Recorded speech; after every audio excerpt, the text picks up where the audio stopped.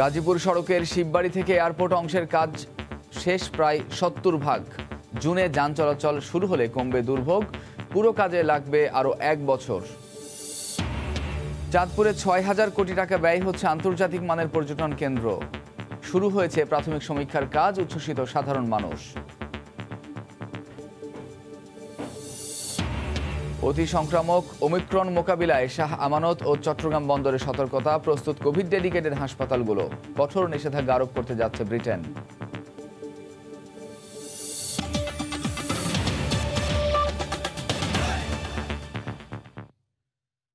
ভোরের সময় সঙ্গে আছি আমি কামরুজ্জামান। গাজীপুর সড়কের শিববাড়ি থেকে এয়ারপোর্ট অংশের কাজ প্রায় 70% শেষ হয়েছে। আর ফেব্রুয়ারি নাগাদ নতুন টঙ্গী ব্রিজের একাংশ খুলে দিলে এই পথে আর ভোগান্তি থাকবে না বলে জানিয়েছে বিআরটি কর্তৃপক্ষ। প্রকল্পের পুরো কাজ শেষ হতে লাগবে আরও প্রায় 1 বছর। সাইফুল ইসলামের ক্যামেরায় রাশেদ লিমনের রিপোর্ট।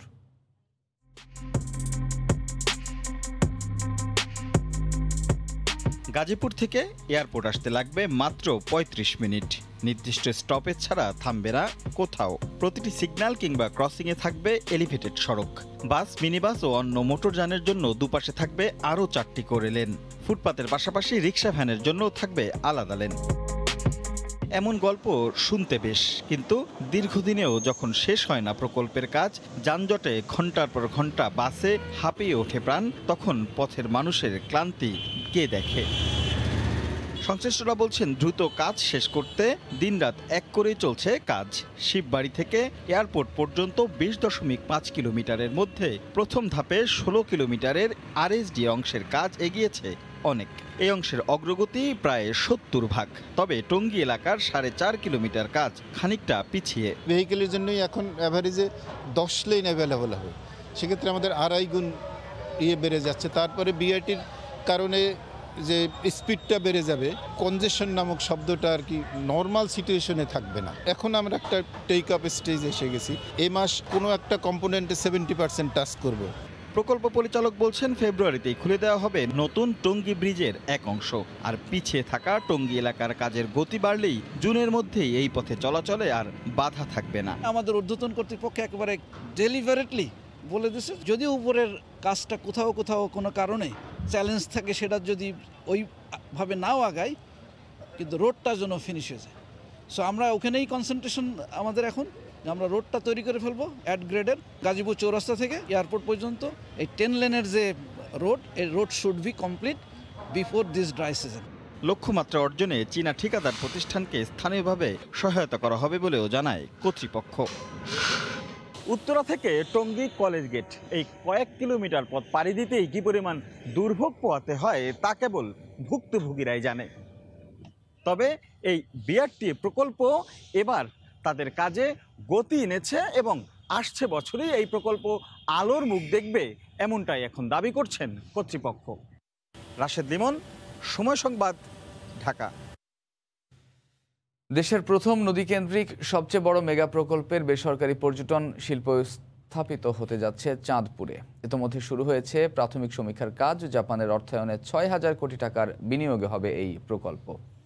আন্তর্জাতিক মানের পর্যটন কেন্দ্রটি চালু হলে উন্নয়নের চিত্রে যোগ হবে নতুন ধারা। ফারুক আহমেদের তথ্য এবং নাইমুল ইসলাম নীরবের ছবিতে রিপোর্ট।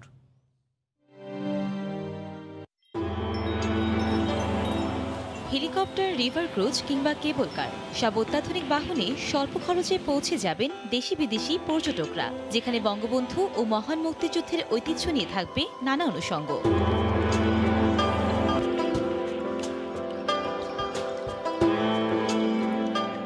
দেশে প্রথম এমন আন্তর্জাতিক মানের পর্যটন শিল্প স্থাপিত হতে যাচ্ছে চাঁদপুরে। শহরের খুব কাছে, যেখানে পদ্মা ও মেঘনা নদী একসঙ্গে মিলিত হয়েছে।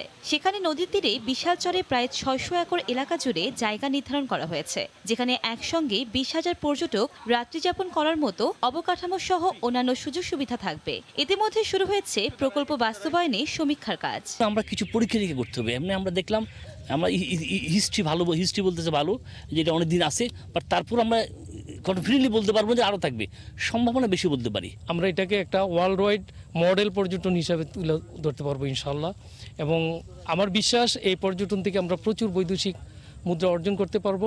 জাপানের অর্থায়নে চাঁদপুরে আন্তর্জাতিক মানের পর্যটন কেন্দ্র নির্মাণের খবরে উচ্ছ্বসিত সাধারণ মানুষ সহ বিশিষ্টজনেরা। চাঁদপুরবাসী মানে এই জিনিসটার জন্য অনেক খুশি। এই পর্যটনকে ঘিরে এইখানে যে একটা বেকার সমস্যার একটা বিশাল একটা সমাধান হবে। চিত্তবিনোদনের মাধ্যমে আমরা যে আমাদের যে খারাপ যে ওইগুলিতে আমরা যাওয়ার সুযোগ থাকে সেগুলি থেকে কিন্তু আমরা এখানে দূর করতে পারি। খুব স্বল্প খরচে অনেক বেশি বিনোদনের এক অপার সম্ভাবনার সুযোগ রয়েছে। এখানে যদি এই পর্যটন শিল্পের বিকাশটি করা যায়, অর্থনীতির ক্ষেত্রে চাঁদপুর হবে একটি রোল মডেল। আমরা বিশ্বাস করি যে এটি এমন একটা প্রকল্প হবে যেটি বিনিয়োগকারীদের জন্য খুবই লাভজনক হবে এবং আমাদের চাঁদপুরের জন্য এটি একটা খুব বড় সংযোজন।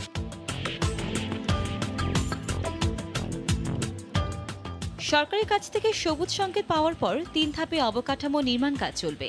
এরই মধ্যে পর্যটন শিল্পে দক্ষ জনশক্তি গড়ে তুলতে উদ্যোক্তা প্রতিষ্ঠান প্রতি বছর 2000 কর্মীকে প্রশিক্ষণ দেবে। সময় সংবাদ, চাঁদপুর। ইতিহাস আর ঐতিহ্যের ধারক।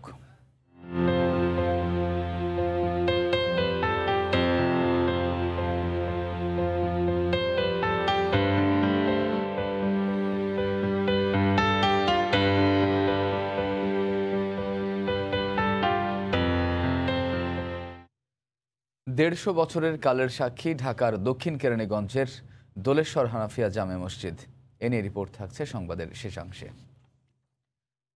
বিশ্বের 38টি দেশে ওমিক্রন শনাক্ত হয়েছে। স্বাস্থ্যমন্ত্রীর আগেরবারের ধারাবাহিকতায় পররাষ্ট্রমন্ত্রীও দিলেন আশ্বাস। ঠিক একই অবস্থা হয়েছিল শুরুর বেলায়ও। তখনও নীতি নির্ধারকরা বেশ আস্থার সঙ্গেই আশ্বাস দিতে চেয়েছিলেন কোভিড নিয়ে আতঙ্কিত হওয়ার কিছু নেই। বাংলাদেশে কোভিড আসা না আসা নিয়েও অভয়বাণী শোনাতে কার্পণ্য ছিল না তাদের। প্রায় 2 লক্ষ লোকে আমরা স্ক্রিনিং করেছি। আমি আপনাদের মাধ্যমে বলতে চাচ্ছি যে এখানে আতঙ্কিত হওয়ার কিছু নাই। It is not a big deal, হইতে পারে, কিন্তু আমাদের এখানে হয়নি, আর আমরা চাচ্ছি যে এখানে যাতে না হয়। বিশ্বজুড়ে উদ্বেগ জাগানিয়া কোভিডের নতুন ধরন অমিক্রন নিয়ে পররাষ্ট্রমন্ত্রীর এমন বক্তব্য মনে করিয়ে দেয় স্বাস্থ্যমন্ত্রীর প্রায় 21 মাস আগের একটি বক্তব্যকে। 19 ফেব্রুয়ারি 2020 বেশ আস্থার সঙ্গেই কোভিড-19 নিয়ে আতঙ্কিত না হওয়ার পরামর্শ দিয়েছিলেন স্বাস্থ্যমন্ত্রী জাহিদ মালেক। 8 মার্চ 2020 স্বাস্থ্যমন্ত্রীর সে বক্তব্যের মাত্র 18 দিনের মাথায় জানা যায় দেশে প্রথম কোভিড-19 শনাক্তের কথা। পরের চিত্র সবারই জানা। গত 1.25 বছরে দেশে কোভিড-19 শনাক্ত 16 লাখের কাছাকাছি, আর প্রাণহানি 28,000 ছুঁই। কোভিডের 3টি ঢেউয়ে বারবার লকডাউনে গেছে দেশ। সামনে উঠে আসে জনস্বাস্থ্য ব্যবস্থাপনার করুণ চিত্র। কোভিডের দাপটে ভুগেছে অর্থনীতিও। বর্তমানে দৈনিক শনাক্তের হার যখন নেমে এসেছে 1% ঘরে, প্রাণহানিও এক অঙ্কে, তখনই বিশ্বজুড়ে নতুন উদ্বেগ অমিক্রন। দ্রুত গতিতে ছড়িয়ে পড়া অতি সংক্রামক এ ভেরিয়েন্টের বিস্তার এখন প্রতিবেশী ভারত সহ প্রায় 40 দেশে। বিশেষজ্ঞরা বলছেন এখনও গবেষণার পর্যায়ে থাকলেও অমিক্রনকে উপেক্ষা করার কোনো সুযোগ নেই। বিমান কিংবা স্থলবন্দর সবখানেই অন্য দেশ থেকে আসা ব্যক্তিদের র্যাপিড টেস্ট করানোর পরামর্শ বিশেষজ্ঞদের। একই সঙ্গে জোর দিচ্ছেন হাসপাতালের আগাম প্রস্তুতি আর অমিক্রন শনাক্তে জিনোম সিকোয়েন্সের উপর। আমাদেরকে যেটা করতে হবে সেটা আর্লি ডায়াগনোসিস অ্যান্ড আইসোলেশন। তাহলে আমার টেস্টিং ক্যাপাসিটিটা বাড়াই দিতে হবে দেশব্যাপী। ওমিক্রনের জন্য যদি একটা অ্যাকশন বলেন সেটা হবে এয়ারপোর্টে এবং স্থলবন্দরে র্যাপিড টেস্টটা চালু করে সবাইকে স্ক্রিন করা। যদিও স্বাস্থ্য অধিদপ্তর বলছে অমিক্রন সতর্কতায় আক্রান্ত দেশ থেকে আসা ব্যক্তিদের প্রাতিষ্ঠানিক কোয়ারেন্টাইন নিশ্চিতে কঠোর অবস্থানে সরকার। কোভিড টেস্টের রিপোর্ট নেগেটিভ ছাড়া কেউ বাংলাদেশের ভিতরে ঢুকতে পারবে না। এইটা খুব স্ট্রিক্টলি মেনটেন করা হচ্ছে। এপিসেন্টার থেকে কেউ আসা মাত্র টেস্ট করা থাকুক বা না থাকুক তাদের ইনস্টিটিউশন কোয়ারেন্টাইনে যেতে হবে। বিশেষজ্ঞরা বলছেন কোভিডের যে কোনো ধরনের বিস্তার প্রতিরোধে সবার টিকা নিশ্চিত আর স্বাস্থ্যবিধি মানার কোনো বিকল্প নেই।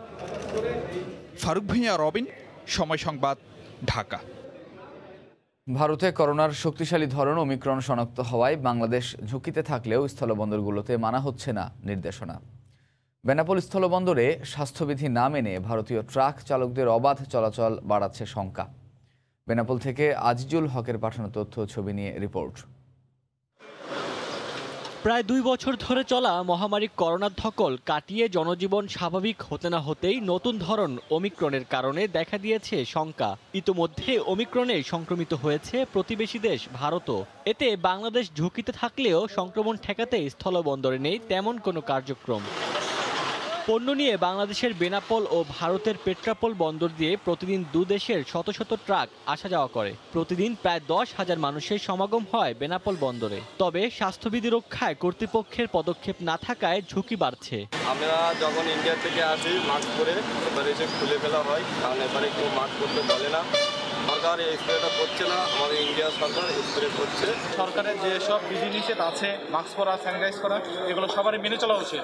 করোনার নতুন ধরন ওমিক্রন সংক্রমণ রোধে দ্রুত সব ধরনের প্রতিরোধমূলক ব্যবস্থা গ্রহণের আহ্বান ব্যবসায়ীদের।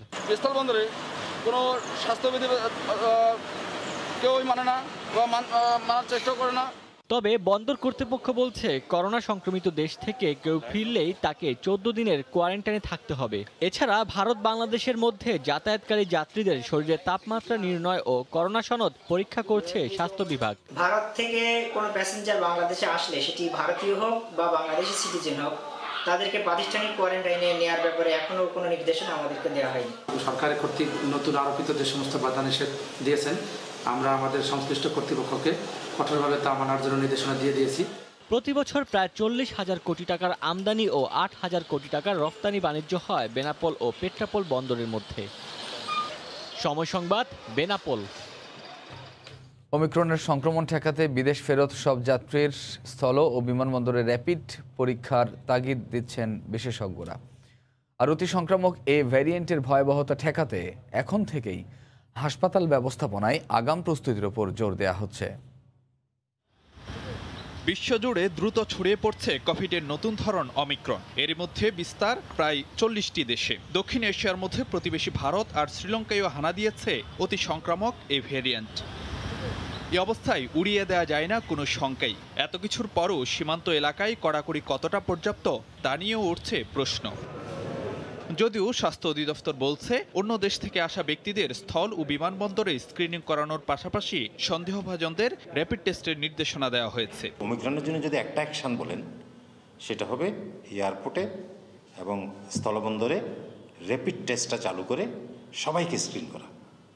কারণ কে কোন দেশ থেকে আসতে এটা বলার দরকার নেই, কারণ ও তো ভায়া আসতেছে বিভিন্ন দিক থেকে। কোভিড টেস্টের রিপোর্ট নেগেটিভ ছাড়া কেউ বাংলাদেশের ভিতরে ঢুকতে পারবে না। এইটা খুব স্ট্রিক্টলি মেনটেন করা হচ্ছে এবং এই মেসেজটা সম্ভবত ছড়িয়ে গেছে সব জায়গায়, যে কারণে গত 3-4 দিনের মধ্যেও কিন্তু কেউ এপিসেন্টার থেকে এখনো বাংলাদেশে প্রবেশ করেনি। অমিক্রন শনাক্তের জন্য জিনোম সিকোয়েন্সের উপর জোর দিচ্ছেন বিশেষজ্ঞরা। মিনিমাম একটা ফান্ডিং দিতে হবে, এটা গভর্নমেন্টকে দিতে হবে এবং গভর্নমেন্টকে ওই ইন্টেনশন এক্সপ্রেস করতে হবে যে আপনারা করতেই থাকবেন। কোভিড পজিটিভ হলে তারপর জিনোম সিকোয়েন্সিং। আপনি সবাইকে তো আসলে জিনোম সিকোয়েন্সিং করা এটা কষ্ট হবে না এবং লজিক্যালও না। স্বাস্থ্য অধিদপ্তর বলছে অমিক্রনের বিস্তারে আগাম প্রস্তুতি নিতে নির্দেশনা দেওয়া হয়েছে হাসপাতালগুলোতে। পাশাপাশি সবার টিকা নিশ্চিত ও স্বাস্থ্যবিধির ওপর জোর দিচ্ছেন বিশেষজ্ঞরা। ফারুক ভাইয়া, রবিন, সময় সংবাদ, ঢাকা। অতি সংক্রমণশীল ও ভয়ঙ্কর ওমিক্রন মোকাবিলায় প্রস্তুত বন্দরনগরী চট্টগ্রাম। আফ্রিকান এ ভ্যারিয়েন্ট ঠেকাতে বিমানবন্দর ও চট্টগ্রাম বন্দরে জারি করা হয়েছে সতর্কবার্তা।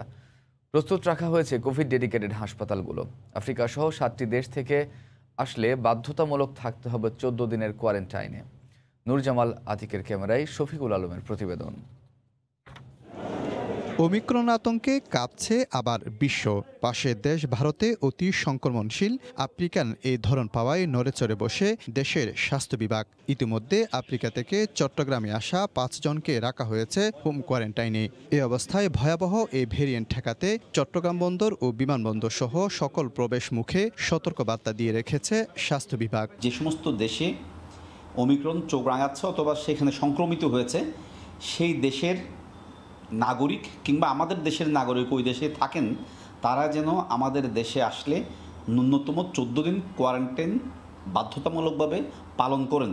এদিকে করোনা শনাক্তের হার শূন্যে ঠেকায় গুটিয়ে আনা হয়েছিল ওয়ার্ডের কার্যক্রম। তবে ফের মাথাছাড়া দিয়ে উঠছে ওমিক্রন। প্রতিরোধে চট্টগ্রামে কোভিড ডেডিকেটেড হাসপাতালগুলোতে শুরু হয়েছে নার্স ও চিকিৎসকদের অগ্রিম প্রস্তুতি। চলছে শয্যা ও যন্ত্রপাতি বসানোর কাজও। চিকিৎসক, আমাদের নার্সেস কর্মকর্তাবৃন্দ, অন্যান্য যে কর্মচারী, আমাদের নিরাপদ পরিষ্কার পরিচ্ছন্নতা কর্ম থেকে আয়া ওয়ার্ড, সবাইকে আমরা ব্যাচভিত্তিক প্রশিক্ষণ ইতিমধ্যে শেষ করে ফেলেছি। এই ভাইরাসটা নিয়ে আসলে আতঙ্কগ্রস্ত হওয়ার কিছু নাই, কিন্তু সতর্কতা জরুরি।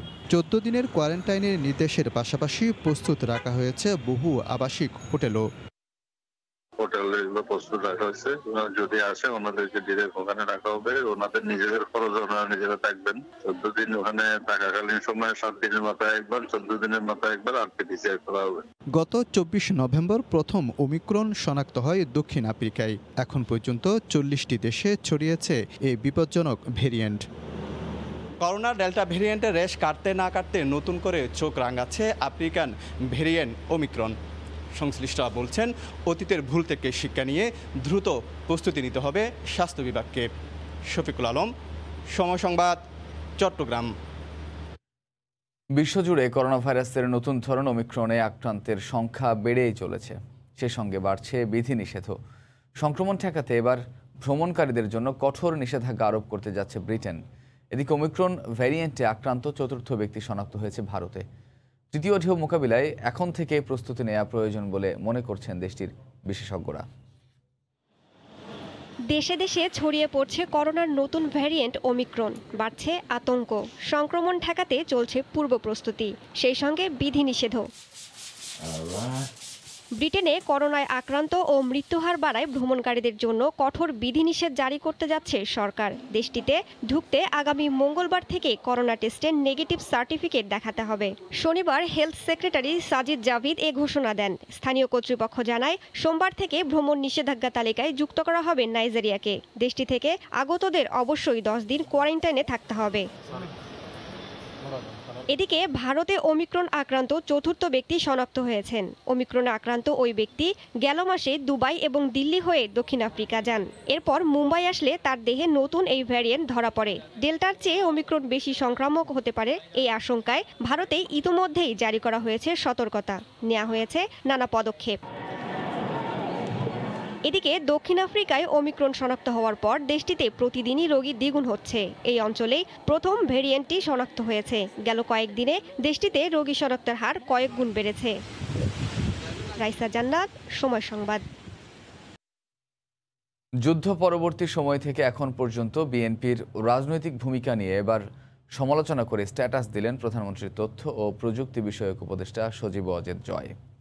শনিবার রাতে তার ফেসবুক পেজের একটি লেখায় তিনি উল্লেখ করেছেন, স্বাধীনতার 50 বছরের মধ্যে 25 বছরই বিএনপি ও তাদের দোসরদের হাতে দেশ নৈরাজ্যের কবলে পড়েছিল।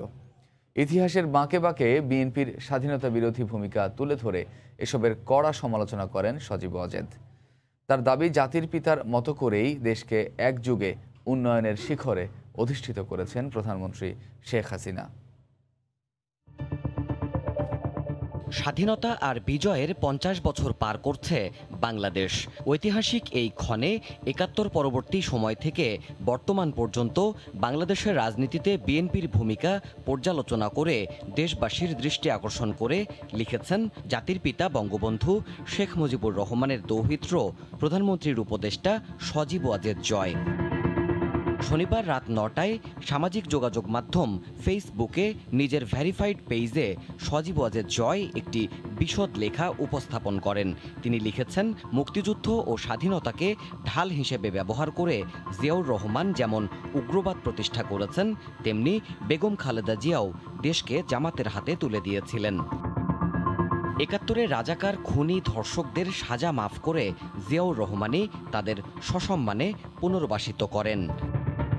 স্ট্যাটাসে পুরনো ইতিহাসে আলো ফেলতে দেখা গেছে সজীব ওয়াজেদকে। তিনি লিখেছেন, জাতির পিতার খুনিদের পৃষ্ঠপোষণ করেছিলেন জিয়া, আর বঙ্গবন্ধু কন্যাকে প্রকাশ্যে হত্যার অপচেষ্টা করেছিলেন বেগম খালেদা জিয়া। বিএনপি উগ্রবাদ ও সাম্প্রদায়িকতাকে লালনের মাধ্যমে বড় করে তুলেছিল বলেও দাবি করেন জয়। লেখেন, জিয়াউর রহমানের আমলে জয় বাংলা স্লোগান নিষিদ্ধ করে পাকিস্তানি কায়দায় বাংলাদেশ জিন্দাবাদের প্রচলন ঘটানো হয়েছিল। দেশ স্বাধীনের পর শোষণের সম্পদের ক্ষতিপূরণ পশ্চিম পাকিস্তানিদের কাছ থেকে আদায় করার উদ্যোগ বঙ্গবন্ধু নিলেও পরে সেই সম্পদ পাকিস্তানকে জিয়াউর রহমান ফেরত দিয়েছিলেন বলেও জানান সজীব ওয়াজেদ। রাজাকারের গাড়িতে জাতীয় পতাকা দিয়ে শহীদদের অবমাননা করার ঘটনাও ঠাঁই পেয়েছে জয়ের স্ট্যাটাসে।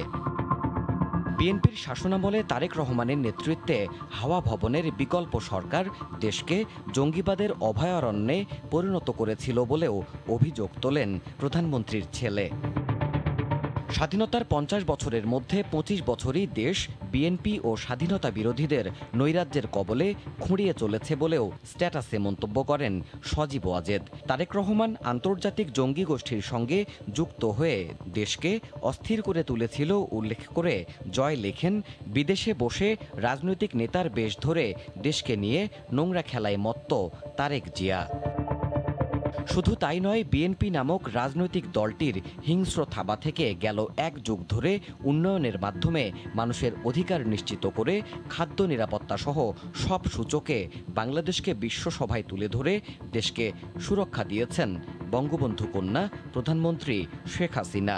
সেই বিষয়টিও যুক্তি আর তথ্য দিয়ে স্পষ্ট করেছেন প্রযুক্তি বিশেষজ্ঞ সজীব ওয়াজেদ জয়। দেবাশিস রায়, সময় সংবাদ, ঢাকা। প্রতি বছর স্কলারশিপ নিয়ে উচ্চশিক্ষার জন্য বাংলাদেশের শিক্ষার্থীরা তুরস্কে যান। বিশ্বমানের শিক্ষা ব্যবস্থার সঙ্গে তাল মেলাতে এই সংখ্যা ধীরে ধীরে বাড়ছে। তবে তুরস্কে পড়ালেখার পাশাপাশি বড় প্রতিবন্ধকতা তুর্কির ভাষা বলে জানান সেখানকার শিক্ষার্থীরা। তুরস্কের ইস্তাম্বুল থেকে ফিরে সানভীর রূপলের রিপোর্ট। সারা বিশ্ব থেকে প্রতি বছর ৫,০০০ শিক্ষার্থীকে শিক্ষাবৃত্তি দেয় তুরস্ক সরকার। বাংলাদেশ থেকে এই স্কলারশিপের সুযোগ খুব বেশি শিক্ষার্থী না নিলেও সংখ্যা ধীরে ধীরে বাড়ছে। এবছরে ৪৭ জন শিক্ষার্থী বৃত্তি নিয়ে পড়ালেখা করতে গেছেন।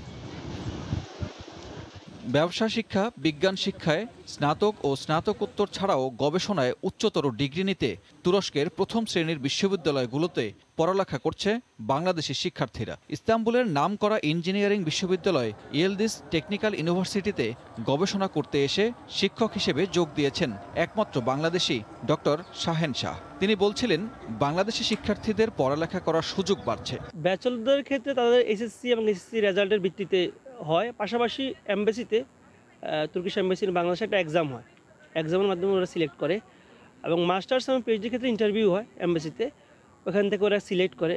আর টপ র্যাঙ্ক ইউনিভার্সিটিগুলো পড়তে গেলে জিআরই লাগে, জিম্যাট লাগে, বা ইংলিশে পড়তে গেলে টোফেল লাগে। তবে যেসব বাংলাদেশের ছেলেমেয়ে পড়ালেখা করতে যাচ্ছে তাদের মতে তুরস্কে পড়ালেখার সবচেয়ে বড় প্রতিবন্ধকতা ভাষাগত দক্ষতা। ভাষার জন্য ভালো রেজাল্ট, যেমন এসএসসি এইচএসসি দুইটাতেই জিপিএ 5 লাগবে, এবং এই তো নর্মাল অ্যাক্টিভিটিস একজন স্টুডেন্ট হিসাবে, যেমন কোন কোন বিষয়ে সে পারদর্শী। বেশিরভাগ সাবজেক্টে এখানে পাবলিক ইউনিভার্সিটিতে আসলে তুর্কি ভাষায়, এটা একটা আমাদের জন্য প্রথম প্রতিবন্ধকতা, কারণ ভাষাটা আমাদের থেকে অনেকই বেশি আলাদা। পড়ালেখার পাশাপাশি যারা চাকরি বা ব্যবসা করছেন তারাও জানালেন একই অভিজ্ঞতার কথা। এখানের যে গভর্নমেন্ট স্কলারশিপ অথরিটি তারাই চুজ করে আসলে কাদেরকে দিবে। প্রায় সেম খরচে, একটা বিদেশে গিয়ে একটা ভালো ইউনিভার্সিটিতে পড়াশোনা করার সুযোগ পায়। শতভাগ স্কলারশিপ পেলে পুরো কোর্সের সব খরচ বহন করবে তুরস্ক সরকার। আর ব্যক্তিগত খরচে পড়ালেখা করলে তা ইউরোপের অন্য দেশের তুলনায় কম। ইউরোপ আমেরিকার মতো তুরস্ক সরকারের অর্থায়নে স্কলারশিপ নিয়ে অনেক বাংলাদেশি শিক্ষার্থী এখন তুরস্কে পড়ালেখা করতে আগ্রহী হচ্ছেন। যারা এখানে পড়ালেখা করছেন তারা শুধুমাত্র পড়ালেখাই করছেন না, তার পাশাপাশি কাজের সুযোগ পাচ্ছেন এবং ভবিষ্যতে নাগরিকত্বের সুযোগও তারা লুফে নিতে পারছেন। সানভীর রূপল, সময় সংবাদ, ইস্তাম্বুল, তুরস্ক। যুগের পর যুগ ধরে প্রশাসনের আশ্বাস আর জনপ্রতিনিধিদের চেষ্টার পরও আটকে আছে ময়মনসিংহের খড়িয়া নদীর ওপর প্রস্তাবিত সেতু প্রকল্প। সেতু না থাকায় বাঁশের সাঁকো দিয়েই প্রতিদিন নদী পার হচ্ছে 4 গ্রামের হাজার হাজার মানুষ। অবশ্য দ্রুত সেতু নির্মাণে কার্যকর পদক্ষেপ নেয়ার আশ্বাস দিয়েছে উপজেলা প্রশাসন। হোসেন আলীর তোলা ছবিতে সাদিকুর রহমানের আরও একটি রিপোর্ট। কয়েক দশক ধরে নিজেদের টাকায় নির্মিত এই বাঁশের সাঁকো দিয়ে নদী পারাপার হচ্ছে গুপ্তেরগাঁও, মাহমুদপুর, ছোট সুনই ও ঘাগলি গ্রামের প্রায় 20,000 মানুষ। সবজি চাষ নির্ভর এই এলাকার কৃষিপণ্য পরিবহনে সাঁকো থেকে পড়ে আবার কখনো ভেঙে প্রায়ই ঘটে দুর্ঘটনা। কিছুদিন পরে পরে ওই বাঁশ দিয়ে এরকম বাঁধ দিতে হয়, আবার এদিক দিয়ে আসতে হয়, অনেক সময় ভাঙিয়ে সিরা পুড়ে যায়। 20 টাকা টাকা 40 টাকা মন দিই, হায়ের পরেও শেষে গাড়ি হিন্দা আয় না। রাত 12টা বাজে ব্রিজ ভাঙে পড়েছি মাল লই হাইরা। ক্ষুব্ধ গ্রামবাসী ও জনপ্রতিনিধির অভিযোগ, বহুবার চেষ্টা করা হলেও অজানা কারণে আটকে আছে সেতু নির্মাণ প্রকল্প। কিছুদিন পর পর আমরা গ্রামবাসী টাকা তুলিয়া এটা মেরামত করি, আমরা এটা স্থায়ী সমাধান চাই। বাঁশের সাঁকো দিয়ে আমাদের যাতায়াত করা অনেক কষ্ট, বাচ্চা কাচ্চারাও যাতায়াত করে অনেক কষ্ট। নেতারা তো এটি হিরাছা না, যদি দেখতো তাহলে আমরা সাধারণ পাবলিক আর কান্দা মরণ লাগতো। 5 বছর ধরে জানি খালি হবে হবে বলতেছে, আজকে না কালকে হয়ে যাবে। অবশ্য খড়িয়া নদীর উপর সেতু নির্মাণ প্রকল্পটি গুরুত্বের সাথে বিবেচনা করা হচ্ছে বলে আশ্বাস দেন উপজেলা নির্বাহী কর্মকর্তা। প্রকৌশলীর সাথে এই বিষয়ে কথা বলেছি এবং তাকে বলেছি যে এখানে ব্রিজের যে প্রস্তাব সেটি যেন প্রেরণ করা হয় এবং তিনি যথাযথ পদক্ষেপ গ্রহণ করবেন বলে আমাকে আশ্বস্ত করেছেন। খড়িয়া নদীর উপর সেতু তৈরি হলে কৃষিপণ্য পরিবহনে সুবিধা পাবে এলাকার কয়েকশো সবজি চাষি। সাদিকুর রহমান, সময় সংবাদ, ময়মনসিংহ। আগামী 12 ডিসেম্বর থেকে 5G'র যুগে বাংলাদেশ প্রবেশ করবে বলে জানিয়েছেন ডাক ও টেলিযোগাযোগ মন্ত্রী মোস্তফা জব্বার। গতকাল গাজীপুরে এক আলোচনা সভায় তিনি কথা বলেন। 2023 সালের মধ্যে বাংলাদেশের সব ইউনিয়নে দ্রুতগতির কানেক্টিভিটি পৌঁছে যাবে বলেও আশ্বাস দেন মন্ত্রী। আমাদের উপদেষ্টা মহোদয় একদম স্পষ্ট করে বলেন যে আমাদের এই 5G'র যুগে পা ফেলতে হবে। সেই কারণে 18 সালের নির্বাচনে ইশতেহারে কিন্তু এই 5G লঞ্চিংয়ের বিষয়টি নিশ্চিত করা হয়েছে এবং আমরা 23 সালের আগে 5G 21 সালে লঞ্চ করছি। আপনারা দেখতে পাবেন 23 সালের ভিতরে 5G একটি প্রধান বিষয়ে গিয়ে দাঁড়িয়ে গেছে। হঠাৎ করে শীতের তীব্রতা বাড়ছে উত্তরাঞ্চলে, বইতে শুরু করেছে মৃদু শৈত্যপ্রবাহ। এই মুহূর্তে রংপুরের চেকপোস্ট এলাকায় আছেন রিপোর্টার রতন সরকার, সরাসরি যাচ্ছি তার কাছে। রতন। মামুন, আবহাওয়া বিভাগ থেকে ডিসেম্বরের প্রথম সপ্তাহে মৃদু শৈত্যপ্রবাহ প্রথম এবার মৌসুমের শুরুতে একটি শৈত্যপ্রবাহের পূর্বাভাস দেওয়া হয়েছে। সেই অনুযায়ী তার লক্ষণ কিন্তু ইতিমধ্যে এবার অনেক দেখা দিয়েছে যে গত দুদিন থেকে ধীরে হলেও এই অঞ্চলের তাপমাত্রা কিন্তু কমতে শুরু করেছে। তবে এখনো পর্যন্ত কিন্তু সেইভাবে এই অঞ্চলের যে শীত সেভাবে কিন্তু অনুভূত হচ্ছে না। আসলে শীতের যে শুরুর সময়টা একেবারেই শীতের শৈশব কৈশোর যদি বলে থাকি তাহলে সেই সময়টা এই অঞ্চলের মানুষ অতিবাহিত করছে। শীতের প্রস্তুতি নেওয়া শুরু হয়েছে আসলে এই অঞ্চলে। আমরা দেখছি যে গত কয়েকদিন থেকে ক্রমান্বয়ে একটু একটু করে হলেও তাপমাত্রা কমে যাচ্ছে এবং এর কারণে শীতের অনুভূতি কিছুটা বাড়ছে। আবহাওয়া অফিস থেকে ডিসেম্বর মাসের প্রথম এই যে সপ্তাহ, এই সপ্তাহে একটি মৃদু শৈত্যপ্রবাহ হবে এমন কথাই বলা হয়েছিল। তো এই অঞ্চলটি আসলে একেবারেই হিমালয়ের কাছাকাছি অবস্থান হবার কারণেই পুরো অঞ্চলটি আসলে এই অঞ্চলের যে জেলাগুলো রয়েছে সেগুলো শীতপ্রবণ এলাকা হিসেবে পরিচিত এবং সারা দেশের মধ্যে অনেক বেশি শীত অনুভূত হয় এখানে। এখন আসলে এই মুহূর্তে যে পরিস্থিতি চলছে সেটি হচ্ছে রাতের যে তাপমাত্রা সেটি অনেকটা কমে যাচ্ছে, কিন্তু দিনের বেলা তাপমাত্রা বৃদ্ধি পাচ্ছে, যার কারণে এই তাপমাত্রার পার্থক্যটা সর্বোচ্চ এবং সর্বনিম্ন তাপমাত্রার যে পার্থক্য এটার কারণে কিন্তু সার্বিকভাবে শীতের অনুভূতিটা খুব একটা হচ্ছে না। এখানে আজকের আবহাওয়ার পূর্বাভাসে যেটি বলা হয়েছে যে সারাদিন মেঘাচ্ছন্ন থাকবে আকাশ, মেঘাচ্ছন্ন আকাশ থাকবে এবং মোটামুটি দিনের বেলা এবারে প্রথম দিনের বেলা একটু শীতের অনুভূতি বৃদ্ধি পেতে পারে এবার। তো এই বিষয় নিয়ে আমরা এখানে দেখছি যে এত ভোরেই কিন্তু মানুষ তাদের কর্মক্ষেত্রের উদ্দেশ্যে কাজের উদ্দেশ্যে বের হয়েছে। সেই সব অনেক মানুষ রয়েছেন এখানে এই শীত উপেক্ষা করে আসছেন যে সামনে আরও শীত বৃদ্ধি পাবে। তো যে এই যে শীতের তো শুরু হচ্ছে, তো এই মুহূর্তটা কেমন অনুভব করছেন আপনি? না, আগের তুলনায় মনে করেন গরম ছিল, হঠাৎ করে শীত পড়ছে, আবার দুদিন থেকে আজকে একটু বাতাসের চাপটা একটু বেশি, শীত আরও সামনে আরও বেশি হবে এরকম আমাদেরকে প্রস্তুতি নিতে হবে। এবং যে আবহাওয়াটা হঠাৎ করে চেঞ্জ হয়েছে, এখন আমাদেরও অসুবিধা এবং দিনমজুর যারা আছে এখানে যারা রিক্সা চালায় বা ভ্যান চালায় তাদের আরও অসুবিধা। এই দিক থেকে আমরা এত সতর্ক হতে হবে আমাদেরকে। এই শীত আসার বিভিন্ন রোগ আসতেছে সামনে, হ্যাঁ, এইখান থেকে আমাদেরকে করে নিজেকে সতর্কভাবে চলতে হবে। তো শুনছিলাম যে আসলে শীতের যে প্রস্তুতি সাধারণ মানুষের মধ্যেও শীত নিয়ে যে সতর্কতাগুলো সেগুলো কিন্তু এরই মধ্যে কিন্তু নেওয়া শুরু হয়েছে।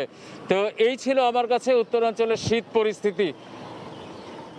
উত্তরাঞ্চলে বাড়তে শুরু করেছে শীত, সে খবর জানাতে রংপুর থেকে যোগ দিয়েছিলেন সহকর্মী রতন সরকার। নওগাঁর হাটে আমন ধানের সরবরাহ বাড়ায় আরেক দফায় কমেছে দর, মন প্রতি ৩০ থেকে ৪০ টাকা দাম কমায় হতাশ চাষিরা। এজন্য বাজার নিয়ন্ত্রণকে দায়ী করছেন ব্যবসায়ীরা। ধানের ন্যায্য দর নিশ্চিতে হাটগুলোতে প্রশাসনের তদারকি চান কৃষকরা। নওগাঁ থেকে এমআর রকির রিপোর্ট।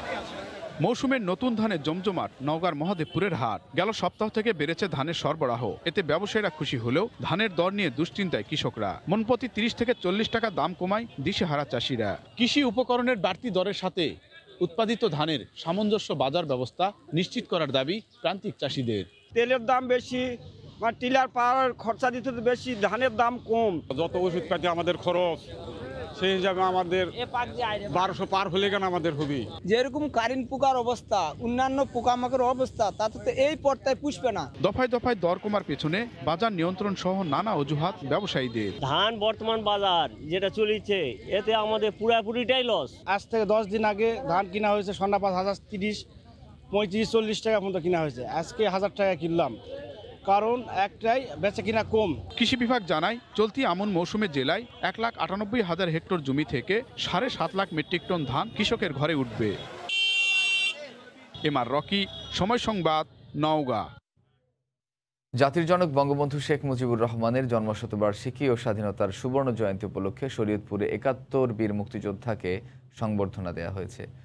গতকাল সকালে নড়িয়া উপজেলার Mujid Jarina foundation school and college মাঠে এ সংবর্ধনার আয়োজন করা হয়। দিনব্যাপী আয়োজনে উপস্থিত ছিলেন সাবেক পুলিশ মহাপরিদর্শক AKM শহীদুল হক ও স্থানীয় জনপ্রতিনিধি সহ বিশিষ্ট ব্যক্তিরা। সভায় বক্তারা জাতির জনকের আদর্শ ও বাংলাদেশের ইতিহাস তুলে ধরে শিক্ষার্থীদের দেশপ্রেমে উদ্বুদ্ধ হওয়ার আহ্বান জানান। পরে প্রতিষ্ঠানটির ছাত্রছাত্রীদের অংশগ্রহণে মনোজ্ঞ সাংস্কৃতিক অনুষ্ঠানের আয়োজন করা হয়।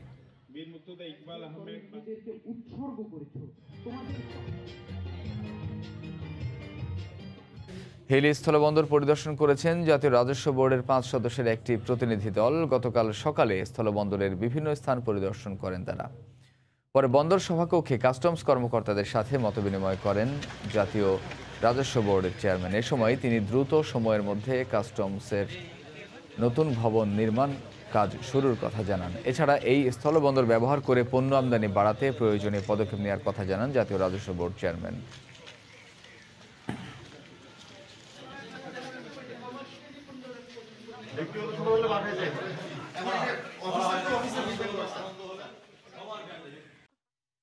দীর্ঘ প্রতীক্ষার পর আয়ারল্যান্ডে 17,000 অভিবাসী ও আশ্রয় প্রার্থীদের বৈধ করার সিদ্ধান্ত নিয়েছে আইরিশ সরকার।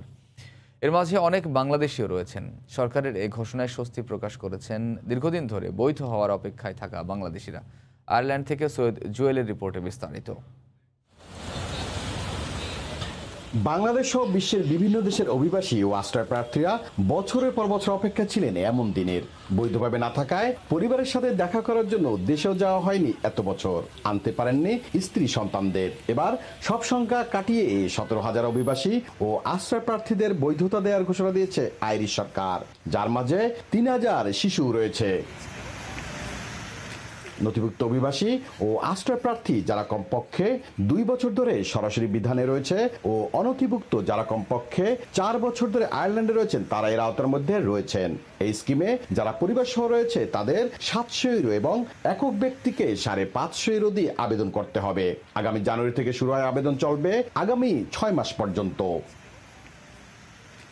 দীর্ঘ অপেক্ষার পরে বৈধতা পাওয়ার খবরে স্বস্তি নেমে এসেছে বাংলাদেশিদের মাঝে।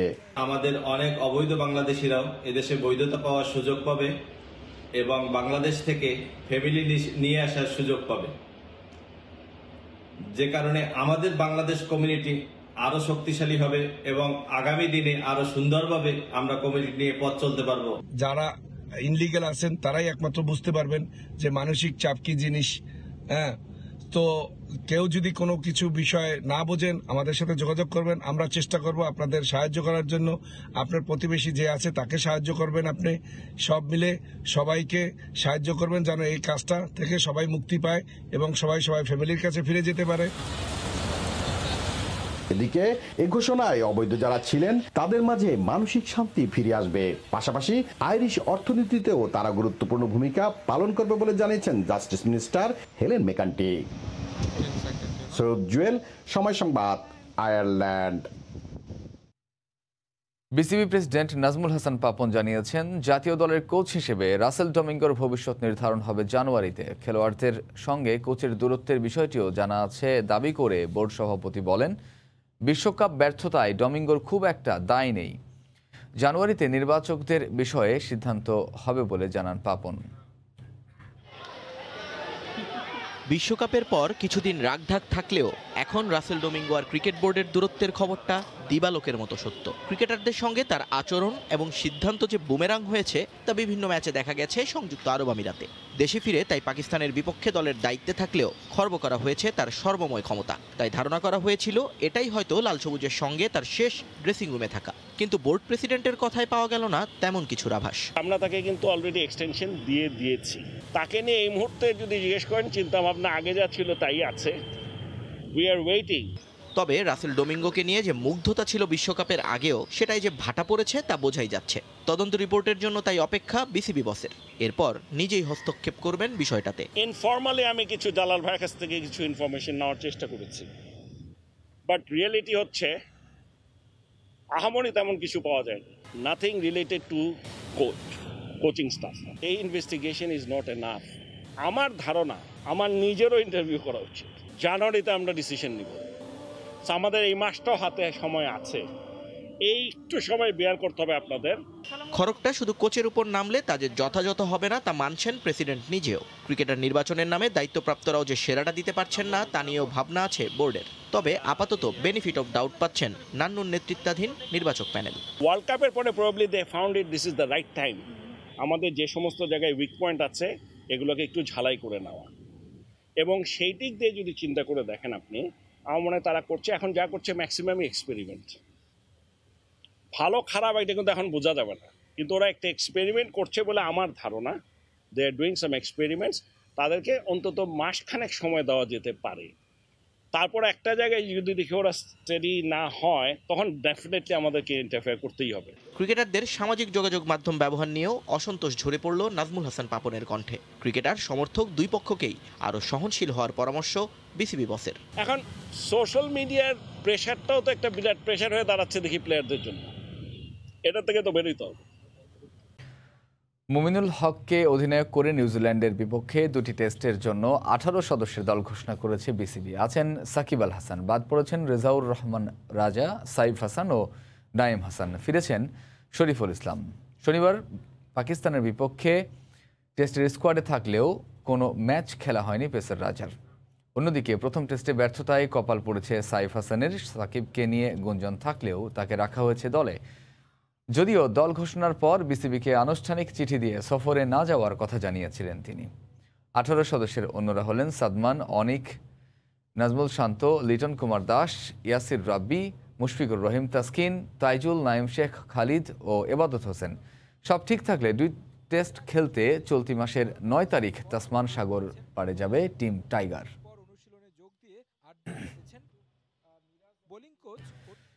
স্বাধীনতা কাপের খবর। কষ্টার্জিত জয়ে ডি গ্রুপের প্রথম দল হিসেবে কোয়ার্টার ফাইনাল নিশ্চিত করল জায়ান্ট বসুন্ধরা কিংস। পুলিশ এফসির বিপক্ষে বর্তমান লিগ চ্যাম্পিয়নদের জয় 1-0 গোলে। অন্যদিকে ড্রয়ের বৃত্তেই আটকে আছে চট্টগ্রাম আবাহনী। নৌবাহিনীর সঙ্গে 1-1 গোলে পয়েন্ট ভাগাভাগি করেছে মারুফুল হকের শিষ্যরা। উঠতে থাকা বসুন্ধরার হঠাৎই হলোটা কি? না, হারেনি কোটি টাকার কর্পোরেট দলটি, খোয়ায়নি পয়েন্টও। তবুও তাদের চোখের জল নাকের জল এক করে ছেড়েছে পুচকে পুলিশ এফসি। গেল 1 দশকের বেশি সময় ঢাকার ফুটবলের একটা বদনাম আছে, দর্শকহীন খা খা শূন্য গ্যালারি। তবে কিংস মানেই যেন ব্যতিক্রম। তবে এদিন সমর্থকদের তারা ভরাতে পারেনি মন। পেনাল্টি থেকে রবসনের এই গোলটাই করে দিল পার্থক্য। অথচ ফলাফলটা হওয়ার কথা ছিল আরও দাপুটে। হাঁটুর চোট কাটিয়ে দীর্ঘদিন পর ফুলব্যাক রিমনের ফেরাটা হতে পারত আরও রাজস্বিক। 22 মিনিটে গোড়ালির চোটে তারেক কাজীর মাঠ ছাড়া দলের জন্য হয়ে থাকলো ধাক্কা, যেখানে নেমে সেন্টার ব্যাকে নিজেকে প্রমাণে ব্যর্থ বিশ্বনাথ। যেন আরও একবার মনে করিয়ে দিলেন রাইট ব্যাকটাই তার স্বস্তির জায়গা। দ্বিতীয়ার্ধে কিংস শিবিরের হতাশার গল্প আরও দীর্ঘ হয়। কাপ্তান তপু বর্মনের চোট, জার্সি নম্বর দেখে যেন চিনতে হয়েছে ব্রানিয়েসকে। ফলাফল ওই ন্যূনতম ব্যবধানে জয় নিয়ে মাঠ ছাড়তে হয় কিংসকে। আরেক ম্যাচে মারুফুলের চট্টগ্রাম আবাহনীকে রোমাঞ্চ উপহার দিয়েছে নৌবাহিনী। প্রথম ম্যাচে 6-0 গোলের হারের ধাক্কা সামলে 14 মিনিটে ব্লু পাইরেট শিবিরে জুয়েল রানার আক্রমণ, লিডে সার্ভিসেস দলটি। বাকিটা সময় বন্দরনগরীর ক্লাবটা লড়েছে ওই গোলটাই শোধ দিতে। 89 মিনিটে এসেছে স্বস্তি। নাইজেরিয়ান ডিফেন্ডার ইসা আলীর গোলে 1 পয়েন্ট নিয়ে মাঠ ছাড়ে দুদল। ফলাফল নকআউটে যেতে শেষ ম্যাচের দিকে তাকিয়ে চট্টগ্রাম আবাহনী, পুলিশ আর নৌবাহিনী। মাহবুব রিমন, সময় সংবাদ, ঢাকা। 150 বছর ধরে কালের সাক্ষী হয়ে আছে ঢাকার দক্ষিণ কেরানীগঞ্জের দোলেশ্বর হানাফিয়া জামে মসজিদ। ঐতিহ্যবাহী এই মসজিদটি পেল জাতিসংঘের শিক্ষা ও সংস্কৃতি বিষয়ক সংস্থা বা ইউনেস্কোর স্বীকৃতি। অ্যাওয়ার্ড অব মেরিট ক্যাটাগরিতে এবছর 6টি দেশের 9টি স্থাপনার স্বীকৃতিতে এই মসজিদটি থাকায় আনন্দিত এলাকাবাসী। দোলেশ্বর হানাফিয়া জামে মসজিদ শতাব্দী পেরিয়ে গেলেও ইতিহাস আর ঐতিহ্য ধারণ করে ঠায় দাঁড়িয়ে যুগের পর যুগ। 1868 সালে দক্ষিণ কেরানীগঞ্জে এর নির্মাণ কাজ শুরু করেন দারোগা আমিন উদ্দিন আহমদ, তাই এর পরিচিত ছিল দারোগা মসজিদ নামেও। বংশ পরম্পরায় মসজিদটির নির্মাণ ও সংস্কার কাজে নিয়োজিত ছিলেন খিদির বক্স ও কাদের বক্স নামে 2 ভাই এবং মইজুদ্দিনের পরিবার। আর কাদের বক্সের দহিত্র সাবেক সংসদ সদস্য অধ্যাপক হামিদুর রহমান 1968 সালে মিনার সহ মসজিদটির বর্ধিতাংশ নির্মাণ করেন। পরিবারের ঐতিহ্যের ধারাবাহিকতায় মূল অবকাঠামো অক্ষুণ্ণ রেখে মসজিদটির ব্যাপক সংস্কার করেন অধ্যাপক হামিদুর রহমানের ছেলে, বর্তমান বিদ্যুৎ, জ্বালানি ও খনিজ সম্পদ প্রতিমন্ত্রী নসরুল হামিদ বিপু। তখন জনসংখ্যার বিবেচনায় মসজিদটি ছোট আকারে নির্মাণ করা হয়েছিল। মসজিদটির মাঝখানে রয়েছে 2টি গম্বুজ, চারপাশে রয়েছে 3 স্তর বিশিষ্ট 8টি মিনার, আর এর শীর্ষে রয়েছে ছোট গম্বুজ। এর বাইরেও বাকি 12টি খুঁটির উপরিভাগে রয়েছে কারুকাজ। মসজিদের ভেতরে রয়েছে 2টি মেহরাব। 150 বছরের পুরনো আদল ধরে রেখে নবাবী আমলের ঐতিহ্য বজায় রেখে সংস্কার কাজ করা হয়েছে। দেশের বিভিন্ন স্থান থেকে এটি দেখতে ছুটে আসেন পর্যটকরা। ছোটকালেতে দেখতে থাকি, এটা আমাদের মনে করেন বিশ্ব ঐতিহ্যে যে পাইছে, এটার জন্য আমরা অনেক খুশির ব্যাপার, আনন্দের ব্যাপার। এবং দোলেশ্বর গ্রামের নামও মানুষ সারা বিশ্বে চিন্তাছে, দূরান্ত থেকে জনগণ আসতেছে, আইসা দেখতেছে। 1 ডিসেম্বর জাতিসংঘের শিক্ষা ও সংস্কৃতি বিষয়ক সংস্থা বা ইউনেস্কোর স্বীকৃতি পেয়েছে মুসলিম স্থাপত্যের অপূর্ব নিদর্শন হয়ে দাঁড়িয়ে থাকা পুরনো দোলেশ্বর হানাফিয়া জামে মসজিদ। আমাদের বিষয়টা ছিল যে এখানে কিভাবে আমরা পুরনোকে খুব সিম্পলভাবে, খুব হাম্বলভাবে আমরা রাখতে পারি, নতুনকেও আমরা খুব হাম্বলভাবে তৈরি করতে পারি। তো আমি মনে করি যে আমাদের শহরকে গঠন করা উচিত সেভাবে। এশিয়া প্যাসিফিক অঞ্চল ফিজি থেকে শুরু করে কাজাখস্তান পর্যন্ত বিভিন্ন দেশের মধ্যে 6টি দেশের 9টি স্থাপনাকে Asia Pacific awards for culture heritage conservation পুরস্কার দেওয়া হয়। 150 বছর আগের বানানো এই মসজিদ এখন বিশ্ব ঐতিহ্যের অংশ। তবে দোলেশ্বর হানাফিয়া জামে মসজিদের মতো দেশের আনাচে কানাচে কালের সাক্ষী হয়ে আছে আরও কত শত নান্দনিক ও পুরাতাত্ত্বিক স্থাপনা। ঐতিহাসিক সেসব স্থাপনা যদি সরকারি উদ্যোগে সঠিকভাবে সংরক্ষণ করা যায়, তাহলে দেশের ইতিহাস ঐতিহ্য যেমন সমৃদ্ধ হবে, তেমনি আন্তর্জাতিক পরিমণ্ডলেও সুখ্যাতি কুড়াবে বাংলাদেশ। কেরানীগঞ্জের দোলেশ্বর থেকে এহসানুল হক শাওন, সময় সংবাদ। এ পর্যায়ে শীর্ষ সংবাদগুলো জানিয়ে দিচ্ছি আরেকবার। গাজীপুর সড়কের শিববাড়ি থেকে এয়ারপোর্ট অংশের কাজ প্রায় 70%। জুনে যান চলাচল শুরু হলে কমবে জনদুর্ভোগ, পুরো কাজে লাগবে আরও 1 বছর। চাঁদপুরে 6000 কোটি টাকা ব্যয়ে হচ্ছে আন্তর্জাতিক মানের পর্যটন কেন্দ্র, শুরু হয়েছে প্রাথমিক সমীক্ষার কাজ, উচ্ছ্বসিত সাধারণ মানুষ। অতি সংক্রামক ওমিক্রন মোকাবিলায় শাহ আমানত ও চট্টগ্রাম বন্দরে সতর্কতা, প্রস্তুত কোভিড ডেডিকেটেড হাসপাতালগুলো, কঠোর নিষেধাজ্ঞা আরোপ করতে যাচ্ছে ব্রিটেন। এই ছিল ভোরের সময়, সঙ্গে থাকুন সময়ের।